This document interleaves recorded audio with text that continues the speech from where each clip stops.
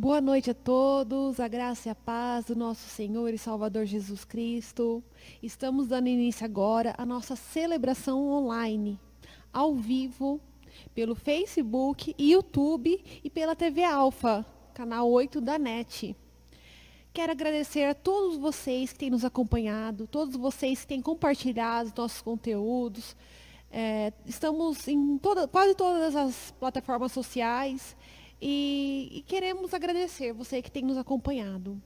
Que Deus o abençoe, que você e fique conosco, que tenho certeza que o Senhor estará falando grandiosamente ao seu coração.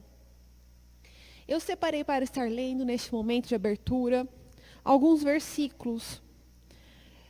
Versículos que estão no livro de Mateus, a partir do capítulo 7, que fala sobre o julgamento ao próximo.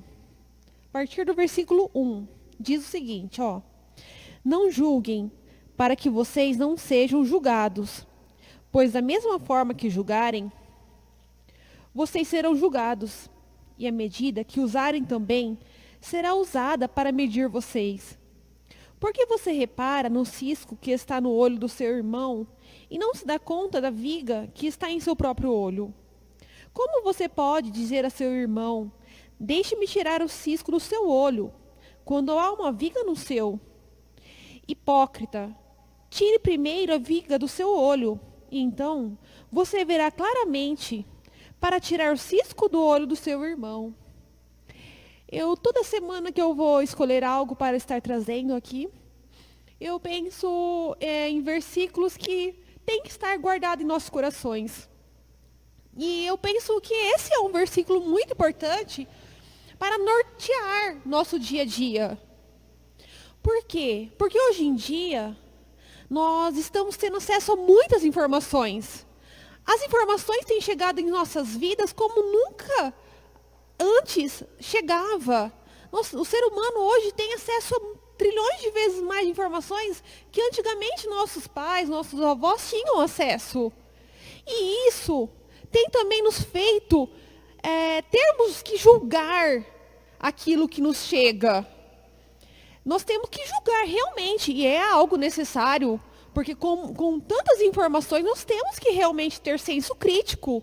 Porque como a gente vai realmente ler tudo o que nos trazem, né, todas as informações que nos chegam, e é muito saudável termos um senso crítico. Mas isso também não é a mesma coisa do que sermos críticos com tudo e com todos. Porque o que nós temos visto hoje, muitas vezes, nós sendo crítico com o nosso irmão, sendo crítico com as pessoas com que nós vemos ali nas redes sociais. E isso aí, às vezes, não é o mais correto. Porque nós não temos uma análise geral. Nós não podemos, nós temos que trazer a palavra do Senhor na frente e analisarmos realmente se nós devemos criticar tudo e a todos, ao todo momento, aquilo que nos chega. A Justiça Eleitoral tem vinculado uma propaganda que eu acho muito pertinente, de falar que aquilo que chega até você, a informação, a mensagem, a notícia de WhatsApp, aquilo que chega no seu Facebook, nós temos que ter muita cautela em analisar se realmente é verdade, se realmente vale a pena nós compartilharmos. Nós temos que ter um senso crítico de análise para que não ofendamos as outras pessoas. Então, essa é uma palavra que tem que estar constantemente nos nossos corações, porque eu confesso que até eu mesma já teve vezes em que eu compartilhei algo e falei, meu Deus, depois que você vai olhar, você fala assim, esse texto é de 2016, olha só, o pessoal está compartilhando como se fosse hoje, e pode trazer consequências ruins.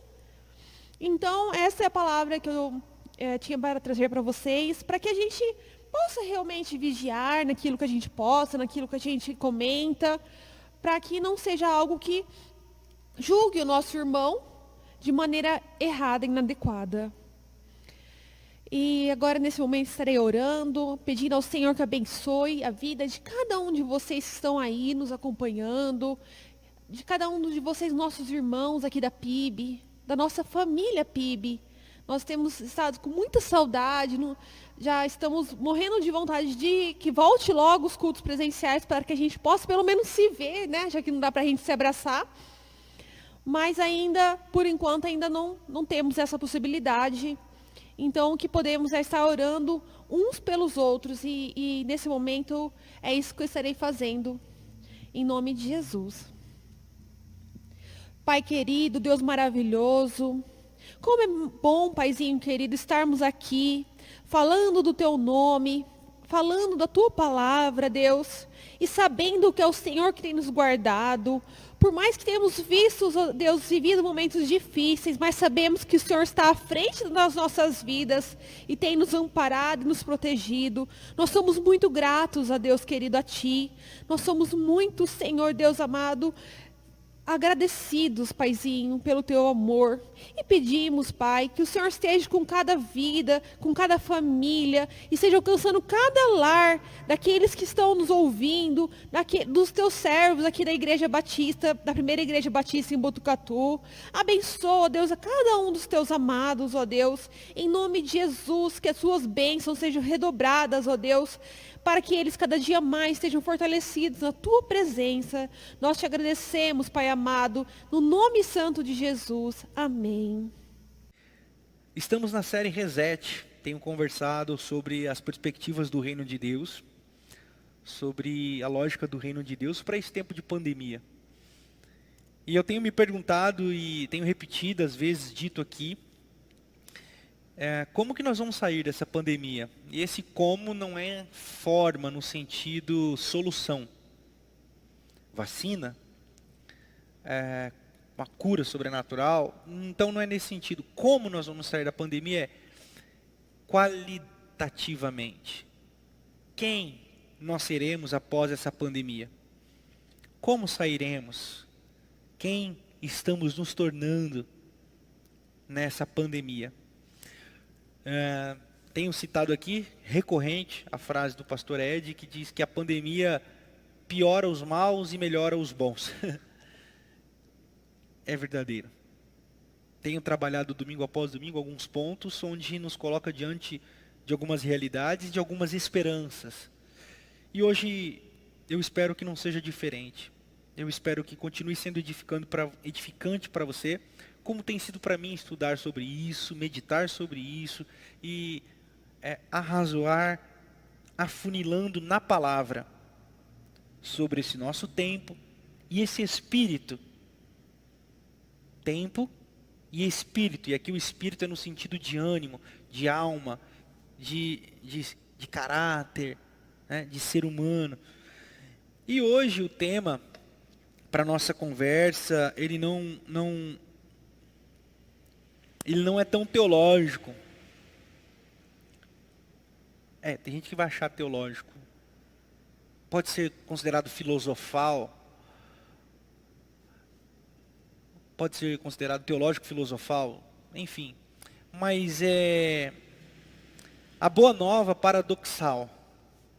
E eu escolhi propositadamente juntar a expressão boa nova, expressão essa que não surge no cristianismo, não surge em Jesus, é uma expressão que já era usada pelo Império Romano, quando dominava uma cidade, diziam as boas novas de César, falavam sobre as boas novas de César, falavam sobre as boas novas do reino de César. Então Jesus disse, se César tem uma boa nova, eu também tenho a minha boa nova do reino dos céus. Então, a palavra boa nova, que depois também é traduzida como palavra evangelho,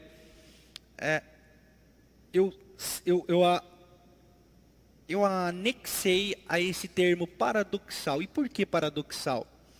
Paradoxal é uma palavra que significa contraponto a uma realidade já posta, ou outro ponto de uma realidade já estabelecida. Para mim, quando eu ouço a palavra paradoxal ou paradoxo, eu entendo subversão, eu entendo outro ponto, eu entendo uma outra possibilidade. Então, uma boa nova paradoxal, ela não é uma boa nova negociável. Boa nova paradoxal não é uma boa nova adaptável. Boa nova paradoxal é uma boa nova paradoxal. E é sobre isso que eu quero conversar com você nessa noite. Que o Senhor nos ajude, que o Senhor fale aos nossos corações e edifique o nosso espírito com sua palavra. Eu convido você a abrir comigo a sua Bíblia no Evangelho segundo nos escreve São Mateus. No capítulo 4, nós vamos ler um texto a partir do verso 14, que diz assim, ó. Jesus voltou para a Galiléia no poder do Espírito, e por toda aquela região se espalhou a sua fama. Ensinava nas sinagogas e todos o elogiavam. Ele foi a Nazaré, onde havia sido criado. E no dia de sábado entrou na sinagoga, como era seu costume, e levantou-se para ler. Foi entregue a ele o livro do profeta Isaías. Abriu e encontrou o lugar que está escrito: O Espírito do Senhor está sobre mim, porque Ele me ungiu para pregar as boas novas aos pobres. Ele me enviou para proclamar a liberdade aos presos, a recuperação de vista aos cegos, para libertar os oprimidos e proclamar o ano da graça do Senhor. Então, ele fechou o livro e devolveu ao assistente e assentou-se. Na sinagoga, todos tinham os olhos fitos nele. E ele começou a dizer-lhes: Hoje se cumpriu a escritura que vocês acabaram de ouvir. Antes de nós irmos para a introdução da mensagem, é necessário entendermos o contexto. Aqui Jesus está falando na sinagoga. Um texto muito conhecido e citado entre os judeus. Isaías capítulo 61, a partir do verso 1. Porém, no texto de Isaías, você pode abrir aí a sua Bíblia, você vai ver que o texto continua e começa a falar da vingança. Mas Jesus fecha o livro e não lê sobre a vingança.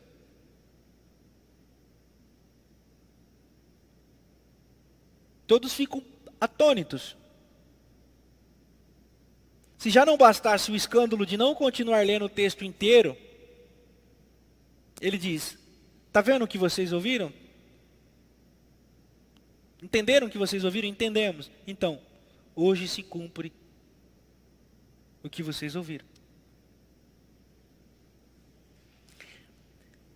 E o termo que eu quero destacar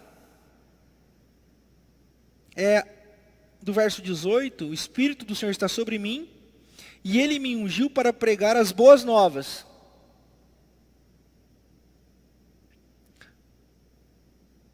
Se César tem as boas novas, eu também tenho as minhas, e as minhas têm endereço. E uma pergunta que eu me fiz então, ainda como contexto, é: para quem é a boa nova? Para quem de fato a nova é boa?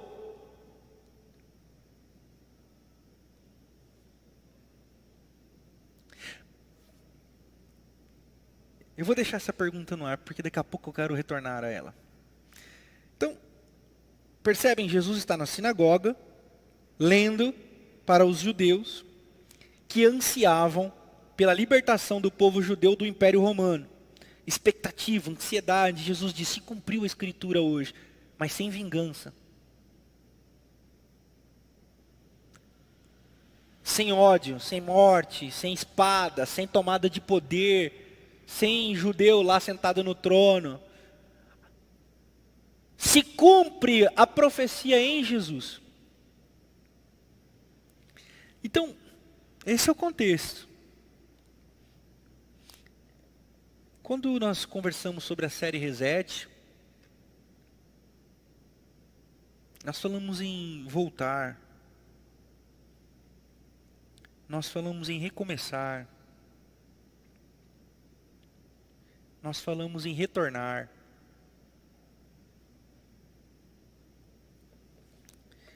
nós falamos em começo.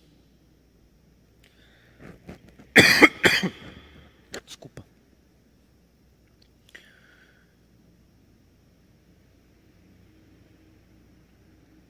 Quando nós falamos em começo, nós falamos em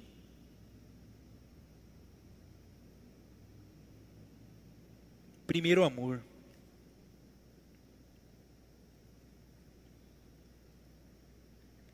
E como introdução, saindo do contexto, não saindo, deixando de lado, saindo já indo por outro ponto, mas como introdução eu gostaria de dizer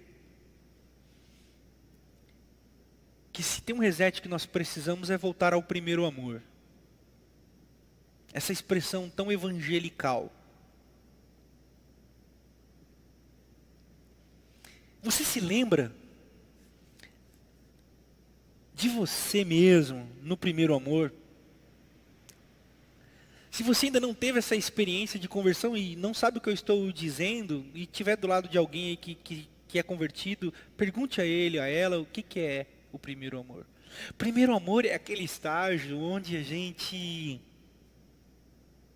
não mede consequências para estar em comunhão. Primeiro amor, nós não queremos saber se o culto é de oração, se o culto é de aniversário ou se o culto é fúnebre, nós queremos estar. Primeiro amor, nós não queremos saber se é para comer ou é para servir, nós queremos estar no movimento. Primeiro amor, nós não queremos saber se a letra é tão teological, nós queremos é sentir a presença de Deus. No primeiro amor, eu não quero saber o que está acontecendo, eu quero estar no movimento. Eu me recordo que no meu primeiro amor, eu e meu irmão íamos para a igreja na chuva, a pé, para culto de estudo bíblico, com mais 4, 5 idosos, o mais novo tinha 60 anos. Era um ânimo aquele culto. Mas íamos nós, adolescentes, jovens, eu com 17, o meu irmão com 15, a pé. Nós não nascemos num lar cristão, nós nos convertemos no meio da nossa jornada de vida, e nós íamos ali e era fantástico. Com 15, 17 anos, no primeiro amor, nós íamos no culto dos varões. Os batistas sabem o que é isso. Culto no lar dos varões, todas as sextas-feiras. Todas as sextas-feiras, às 20 horas, em Presidente Venceslau, nós íamos para o culto dos varões. É verdade que nós íamos muito por conta da comida. Mas não importava, porque nós queríamos estar no movimento, nem que fosse só para comer. E tinha um irmão Henrique que tocava violino desafinadamente. E nós ríamos absurdamente, mas não tinha problema nenhum, porque nós queríamos estar no movimento. O primeiro amor é esse lugar onde nós queremos estar incansavelmente, inconsequentemente, no sentido de não medir consequências. Nós queremos estar. Reset é esse movimento.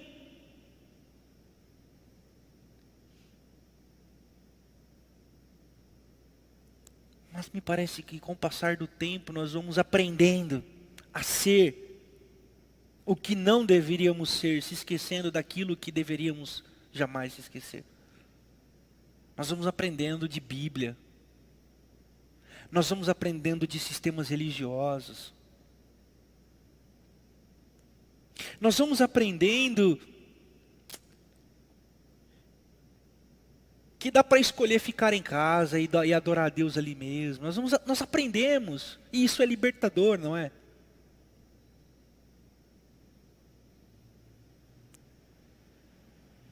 Nós vamos aprendendo tantas coisas que Nós chegamos num estágio, o que nos basta é que estejamos bem.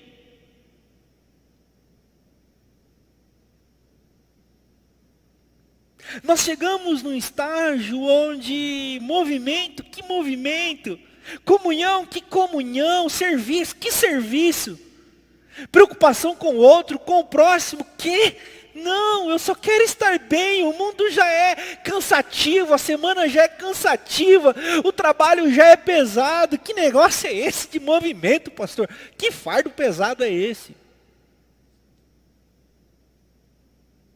E nós não percebemos, mas nós vamos esfriando. Nós vamos esfriando.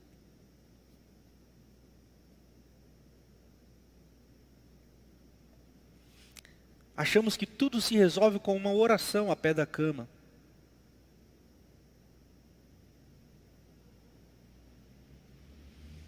Um gesto bonito no semáforo.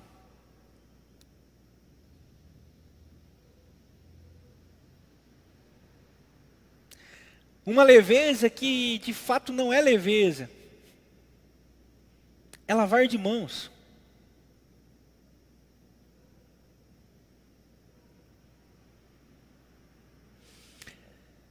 Por isso, me ocorre falar da paradoxal Boa Nova. Porque diante dessa frieza, nós precisamos do encontro com ela. Somente a Boa Nova que vem para libertar,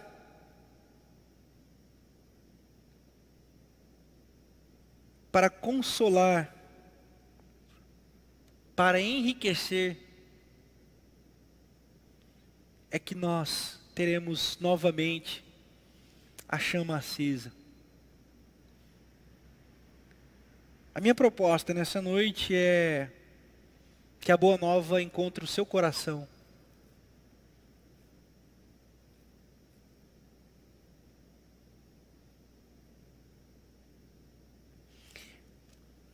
Por quê?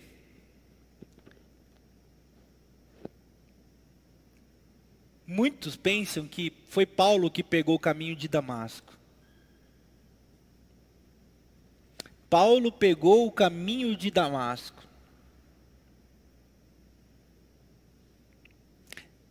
Mas foi o caminho de Damasco que pegou Paulo.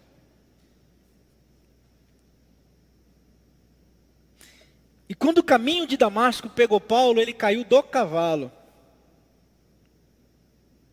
Ficou cego durante 3 dias. E disse: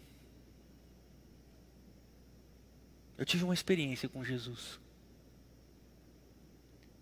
Apóstolo nenhum pregou para mim. Eu tive uma experiência com Jesus. Paulo conheceu a Boa Nova. E qual Boa Nova? Sendo que os apóstolos não pregaram para ele. Essa Boa Nova que é paradoxal. Aquela Boa Nova que parece que naquele lugar estabelecido se torna um paradoxo.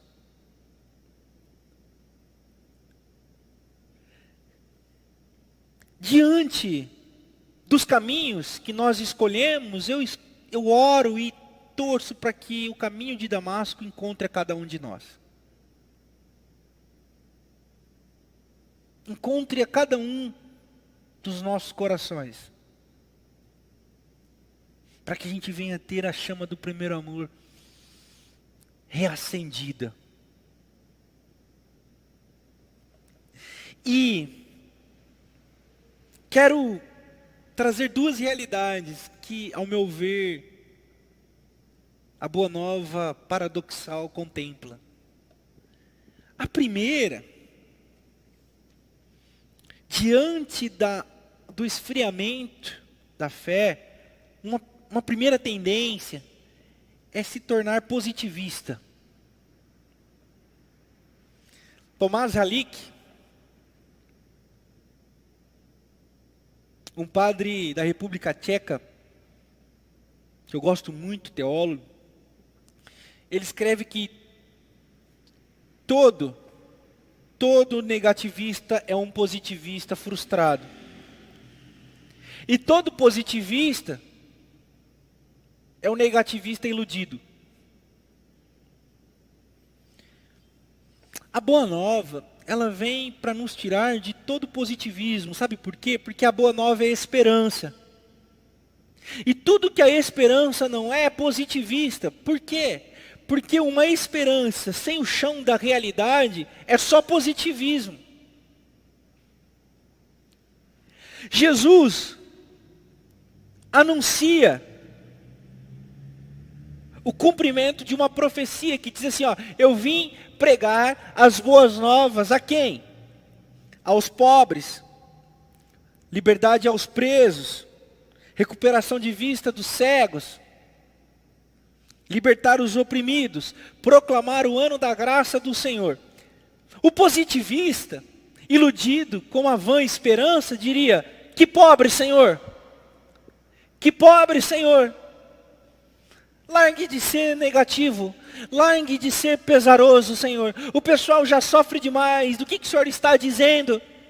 O positivismo, ou o positivista iludido, ele se furta à realidade dura, sofrida, carente, em qualquer continente, como diria o profeta Falcão.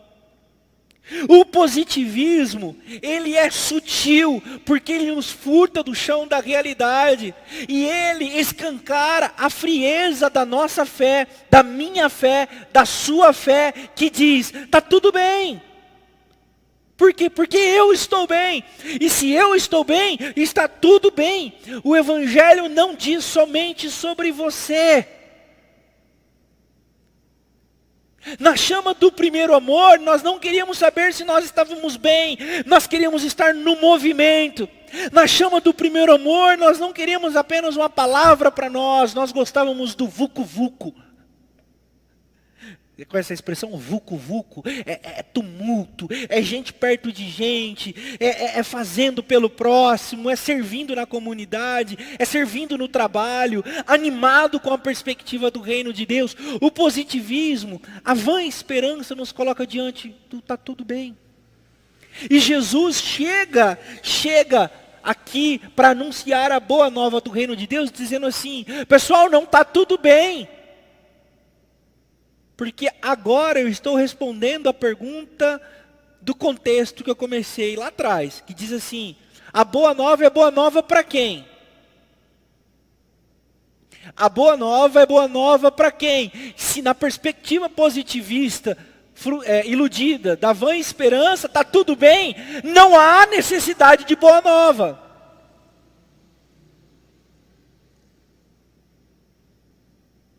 Se está tudo bem, se ninguém está doente, não há necessária a medicina. Não é. Se você não está doente, não precisa de médico. Jesus diz assim, eu não vim para os bons. Eu não vim para quem está tudo bem. Eu vim para os famintos, para os pobres, para os angustiados, para os oprimidos. A primeira lógica que eu quero colocar para você é, uma esperança, uma boa nova que não te furta da realidade. Uma esperança que te furta da realidade vai te matar, vai te fazer um diabo.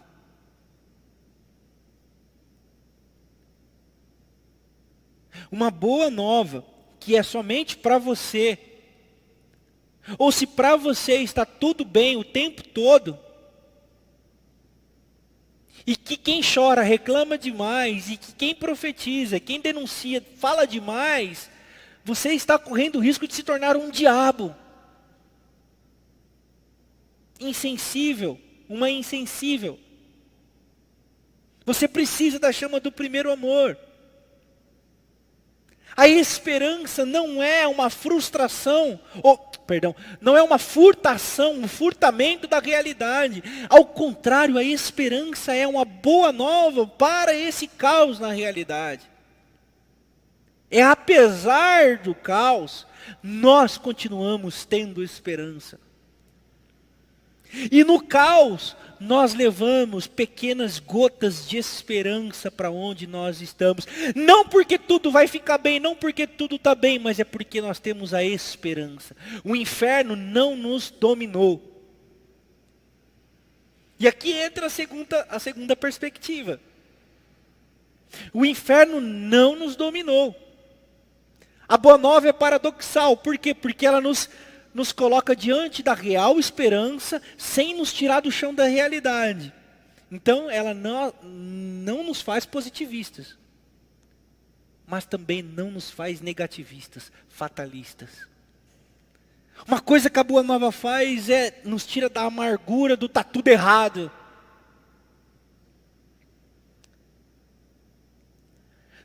No primeiro amor, nós éramos simples.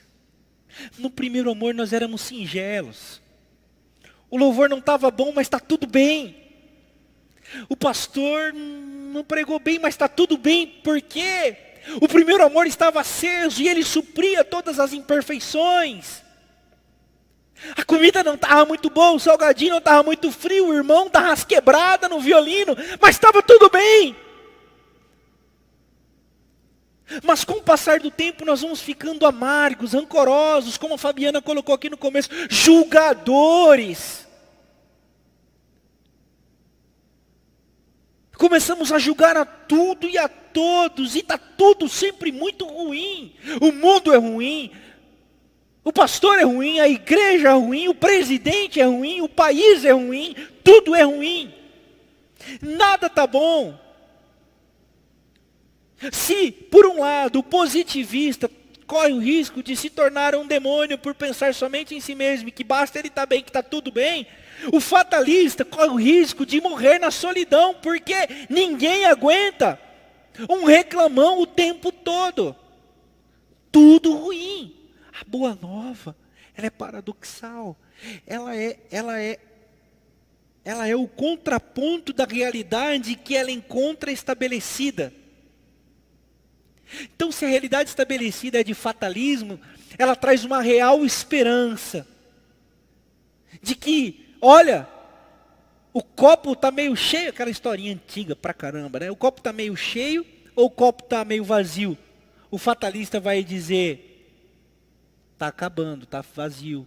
O esperançoso vai dizer, está quase cheio. O otimista vai dizer assim, é para mim? O positivista vai dizer assim, não, se essa água for para mim, está tudo bem. Não, mas é que tem gente morrendo de sede. Puta, larga de sede, está tudo bem. Deu para entender? Consegue entender essa lógica? A boa nova, ela é esse contraponto. Então Jesus está dizendo assim, vocês estão ouvindo o que está sendo dito? Aí os caras dizem, esse texto é conhecido, Jesus. Esse texto é muito conhecido, mas vocês não estão ouvindo. E hoje em mim se cumpriu tudo isso, porque eu sou a esperança para o desesperançado.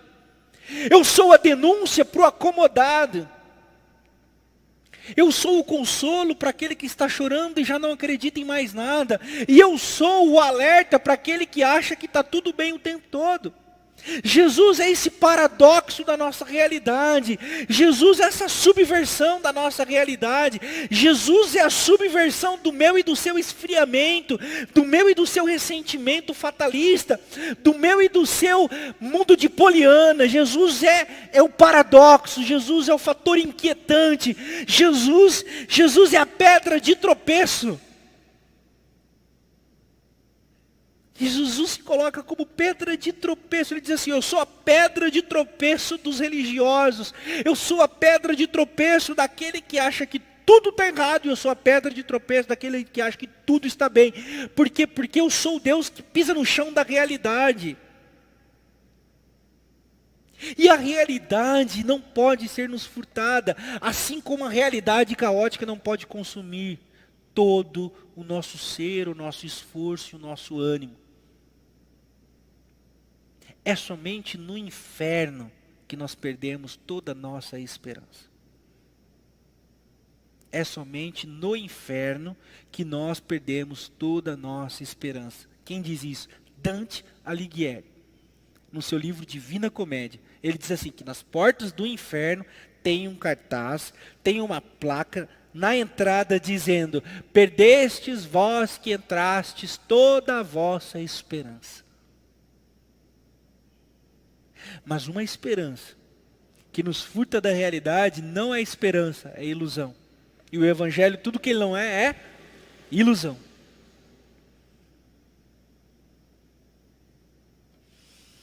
Por isso, a boa nova ela é paradoxal. A boa nova ela é o contraponto da realidade estabelecida. Realidade alienante, realidade frustrante.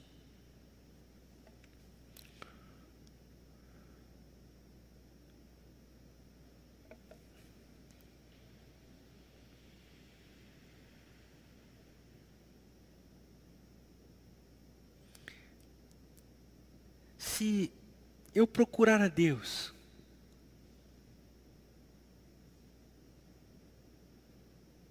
apenas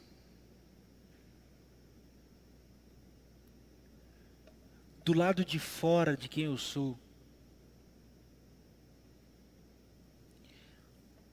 se eu procurar a Deus apenas contemplando as coisas, se eu me colocar diante de uma posição onde eu procuro Deus apenas nos relacionamentos, na natureza,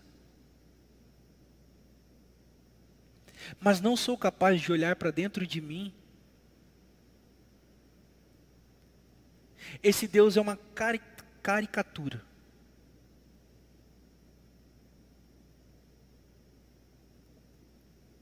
Assim como, se eu apenas encontro Deus dentro de mim, e não coloco em relacionamento com o outro, esse Deus é um ídolo. A minha imagem e a minha semelhança.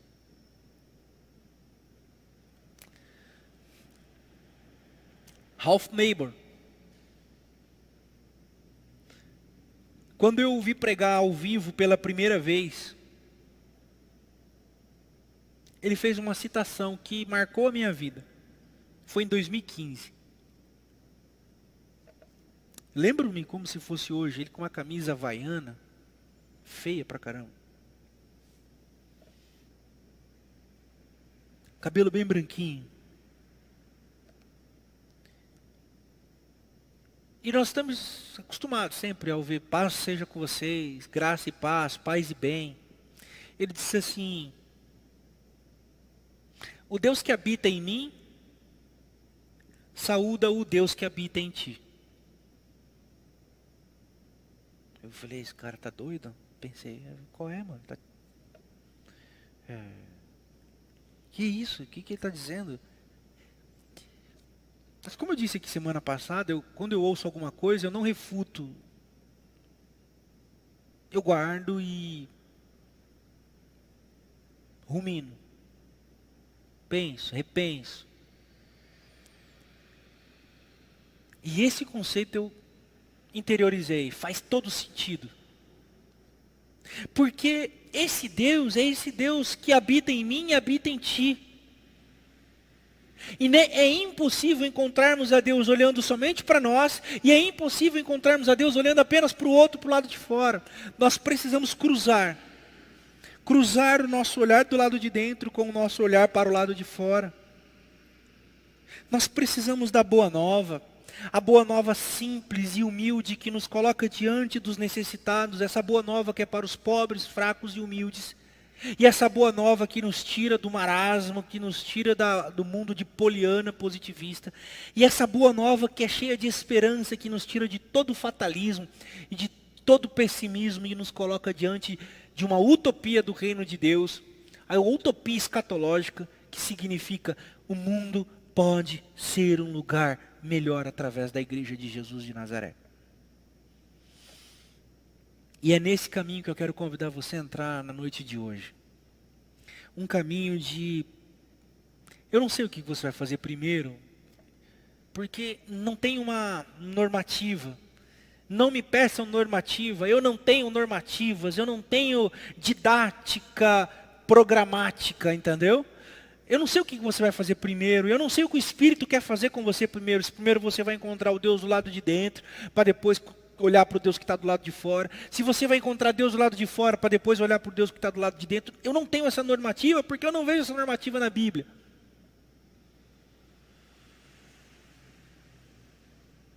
Não tem essa normativa.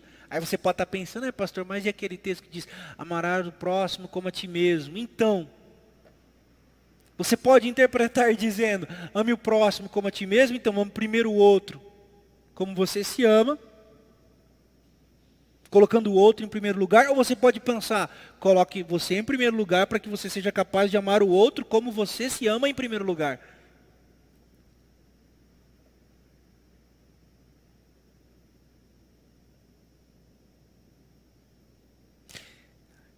Nós não temos uma normativa, nós temos que o reino de Deus está próximo na boca de João e no começo do ministério de Jesus.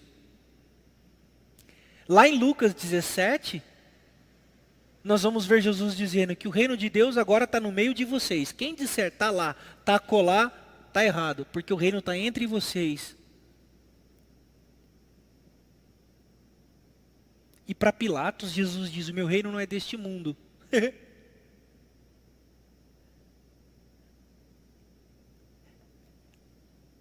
A boa nova, ela é paradoxal, ela é o contraponto da realidade estabelecida, nos trazendo sempre para o centro da vontade de Deus. Para o centro da vontade de Deus. Então, eu não tenho normativa. O que eu tenho para você essa noite é assim, você precisa reencontrar o seu primeiro amor. E se você disser assim para mim, pastor, eu nunca senti o primeiro amor, então provavelmente você não sabe o que é conversão. Precisa se converter, irmão. Não, pastor, mas eu sou batizado, crismado, fiz catequese, participei da classe de catecúmenos, beleza. Processo religioso, parabéns. Tem diploma, inclusive, até de... Mas se você não passou por essa experiência metafísica, mística, de você não saber o porquê você quer estar ali, de você não saber porque você quer fazer aquilo, mas você vai e faz. O não saber não significa uma ignorância ou inconsciência. O não saber existe algo que te motiva. Se você não passou por essa experiência, provavelmente você não se converteu. Você apenas mudou de CEP religioso. Talvez precise de um encontro com Jesus. Talvez precise de um encontro com o Espírito Santo. Talvez precise ser encontrado pelo caminho de Damasco e cair do cavalo. Ficar 3 dias sem enxergar. Para ouvir a voz de Jesus. E se converter ao Evangelho. Nós precisamos de conversões. Nós precisamos de pessoas que amem a Deus e amem o próximo. Que amem o próximo e amem a Deus. Nós precisamos de pessoas sensíveis ao Espírito Santo. Nós precisamos uns dos outros que são sensíveis ao Espírito Santo de Deus. A igreja precisa de pessoas que amem a igreja de Jesus. A igreja não precisa de pessoas que pensam bem. A igreja não precisa de pessoas que estão fazendo doutorado, pós-graduação, pós-doutorado, mestrado e curso superior. A igreja não precisa, a igreja precisa de pessoas convertidas ao Evangelho, convertidas ao próximo. A igreja precisa de pessoas que amem a Deus e amem ao próximo. A igreja precisa de pessoas que foram encontradas por essa paradoxal boa nova. Por muito tempo eu fui iludido, achando que o Evangelho tinha a ver com o mundo das filosofias, que o Evangelho tinha a ver com o mundo das literaturas, que o Evangelho tinha a ver com o mundo do conhecimento, que o Evangelho tinha a ver com o mundo dos que estão lá no curso superior. Perdão, Senhor. Atitude ignóbil a minha. O Evangelho brota nos corações, simples e humilde dos não letrados. Às vezes, talvez, muito mais do que de um doutor. Assim como Deus usa a vida do doutor, humano, servo, para abençoar num julgamento, para abençoar numa causa, num atendimento. O reino de Deus, ele é um movimento paradoxal, subversivo às verdades estabelecidas. E é aqui que eu queria concluir. Onde está o seu primeiro amor?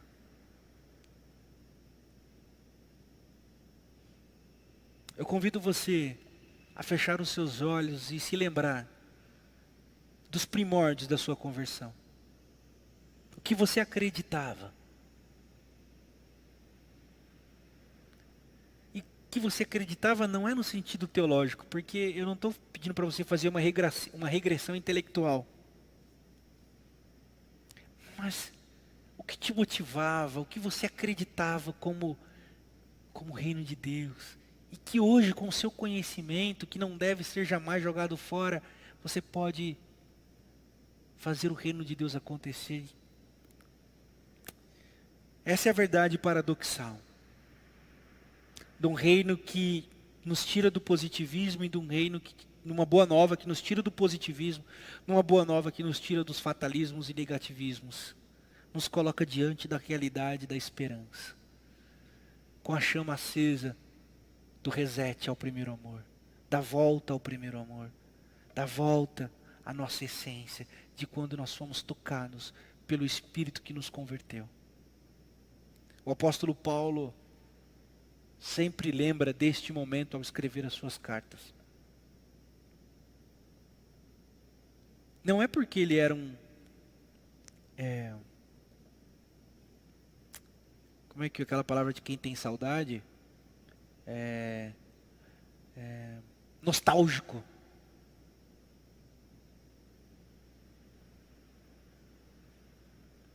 É porque ele sempre trazia à memória aquilo que dava esperança para ele.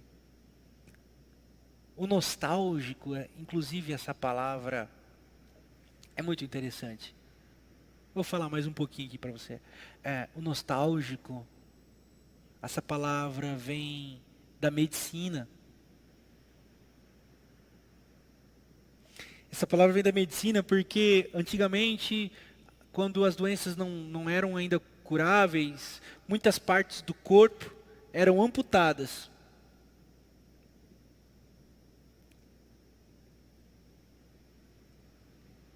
E ao serem amputadas essas partes do corpo, por causa de muita dor, de alguma infecção, alguma coisa, doença, após ter a parte do corpo amputada, a pessoa ainda sentia a dor do membro amputado.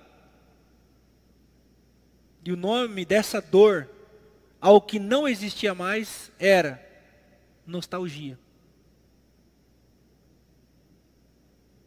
Então nostalgia é todo movimento que lembra dor, tristeza. Então Paulo não era um nostálgico, Paulo era um esperançoso. Ele sempre se lembra da sua conversão para saber que o evangelho foi pregado a ele pelo próprio Jesus de Nazaré. E essa experiência dele com Jesus foi o que norteou ele em todo o seu ministério, sendo acusado de herege, sendo acusado de baderneiro, sendo acusado de querer levar ajuda para os pobres, sendo acusado de subversivo, sendo acusado de rebelde pelos religiosos, da turma de Jesus inclusive. Ele manteve firme essa convicção por causa da sua experiência de conversão com Jesus de Nazaré. Qual é a sua? Qual é a sua? Que o Espírito que veio para anunciar as boas novas possa falar com você novamente, te tirando do lugar onde você está, que às vezes pode ser um lugar inclusive de nostalgia, para um lugar de esperança, porque nós precisamos de ter esperança nesses tempos tão difíceis. Amém. Que Deus abençoe você nessa jornada e nessa caminhada, de encontrar-se novamente com o seu primeiro amor. E que juntos a gente possa encontrar esse amor e conviver nesse amor. Eu quero ainda ouvir a sua história, de que você que vocês que estão me ouvindo hoje aqui vão testemunhar para mim, pastor, estou reencontrando o meu caminho de volta. Estou reencontrando o caminho do meu primeiro amor. E nós vamos celebrar a Deus juntos, dizendo, obrigado, Senhor. Fomos encontrados no caminho de Damasco. Essa é a minha oração por mim e por você. Amém. Amém. Estamos chegando ao final da nossa celebração. Querendo agradecer a companhia de todos vocês até aqui. Peço que vocês compartilhem o culto de hoje nas suas redes, na sua rede de WhatsApp, no seu Facebook, Instagram. Compartilhe para que isso abençoe mais pessoas. Siga e curta todas as nossas páginas nas redes sociais, como a Fabiana falou aqui no começo. Facebook, Instagram, Twitter, YouTube. Estamos ao vivo na TV Alfa também. Enfim, faça com que isso cresça e abençoe a vida de mais pessoas. E quero reforçar o convite para o dia 30, às 9 horas, aqui no nosso canal no YouTube, aqui no nosso canal do Facebook. Vamos ver também se vai haver a possibilidade de colocarmos na TV, não sei se vai dar. Enfim, mas aqui nós vamos estar juntos, falando, conversando sobre a retomada das nossas celebrações, ou não, dependendo das diretrizes do Estado. Tá ok? Deus abençoe seu coração, Deus abençoe a sua casa, Deus abençoe a sua família, que o amor de Deus o Pai, a graça, a consolação de Jesus o Filho e a presença do Santo Espírito sejam com todos vocês, em cada lugar que vocês estiverem, agora e para sempre. Amém. Beijo no coração, até domingo que vem, se Deus quiser, fiquem na paz. Valeu.